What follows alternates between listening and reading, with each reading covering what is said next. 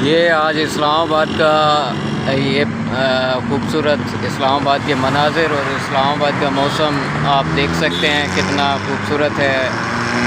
और ट्रैफिक की रवानी जारी है, लेकिन आज हफ्ते का दिन है इसलिए ट्रैफिक आपको इन रास्तों पे कम नज़र आ रही है।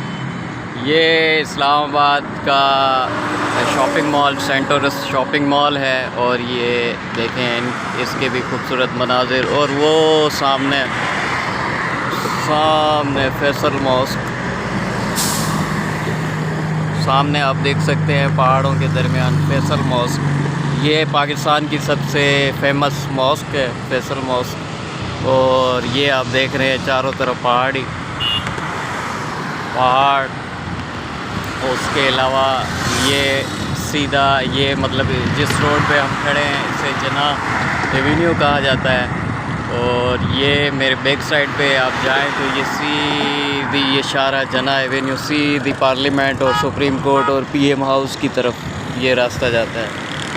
और उसके अलावा जो है ये नहायत ही खूबसूरत मनाजिर आप देख सकते हैं। ये इस्लामाबाद पाकिस्तान का कैपिटल सिटी है और ये दुनिया में सेकंड नंबर पर खूबसूरत तरीन सिटीज़ में इसका नाम आता है।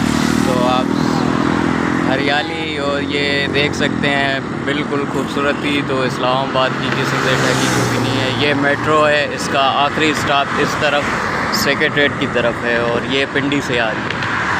ये आप देख सकते हैं नहायत ही खूबसूरत मनाज़िर इस्लामाबाद।